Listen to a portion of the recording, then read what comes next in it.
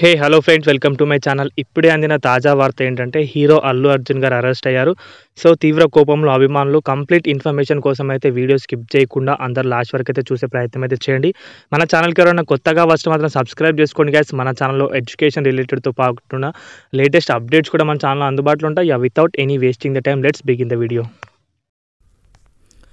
ఇక్కడ మనమైతే చూసుకోవచ్చు కంప్లీట్గా Allu Arjun cinema hero Allu Arjun arrest అని చెప్పేసి cine hero Allu Arjun arrest కానున్నారని వార్తలు వస్తున్నాయి. చిక్కడపల్లి పోలీసులు కొంత సమయం క్రితం బన్నీ ఇంటికి వెళ్లారు. సంధ్యా థియేటర్ ఘటనపై విచారణ కోసం వారు ఆయన ఇంటికి వెళ్ళినట్లే తెలుస్తుంది. దీంట్లో అల్లు అర్జున్ కూడా చిక్కడపల్లి పోలీస్ స్టేషన్కి అయితే వెళ్లారు. పోలీసుల విచారణ అనంతరం బన్నీని అరెస్ట్ చేసే అవకాశం ఉన్నట్లయితే తెలుస్తుంది. పుష్ప 2 విడుదల సమయంలో సంధ్యా థియేటర్ల వద్ద జరిగిన తొక్కిసలాటలో రేవతి అనే మహిళ మరణించిన విషయమే తెలిసింది. ఆమె కుమారుడు శ్రీతేజ తీవ్రంగా గాయపడ్డాడు. ప్రస్తుతం అతని ఆరోగ్య పరిస్థితి కూడా కాస్త ఇబ్బందికరంగానే ఉంది.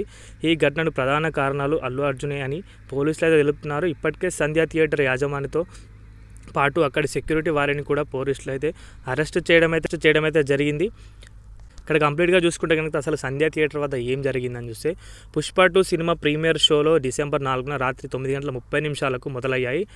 ఈ క్రమంలో ఆర్టీసీ క్రాస్ రోడ్లోని సంధ్యా థియేటర్ వద్దకు భారీ సంఖ్యలో అభిమానులు అయితే హాజరయ్యారు. సరిగ్గా అదే సమయంలో హీరో అల్లు అర్జున్ భార్య స్నేహితులతో కలిసి థియేటర్కు వెళ్లారు. అయితే థియేటర్ యాజమాన్యం ఎలాంటి ముందస్తు చర్యలు తీసుకోలేదు. ఎంట్రీ ఎగ్జిట్లలో కూడా ఎటువంటి ప్రత్యేక ఏర్పాట్లు చేయలేదు. బన్నీ రాకతో అక్కడ ఒక్కసారిగా తొక్కిసలాట జరిగింది. దీంతో రేవతి 36 ఏళ్ల మహిళ అక్కడికక్కడే మరణించగా ఆమె కుమారుడు శ్రీతేజ ఇప్పటికీ చికిత్స పొందుతున్నాడు.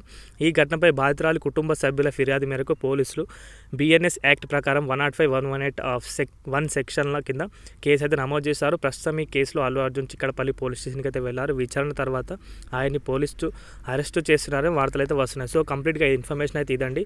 వీడియో నచ్చితే కనుక వీడియోకి అయితే ఒక లైక్ చేయండి. మన ఛానల్కి ఎవరైనా కొత్తగా వచ్చిన మాత్రం సబ్స్క్రైబ్ అయితే చేసుకోండి గైస్. థ్యాంక్స్ ఫర్ వాచింగ్ అందరికీ. బై.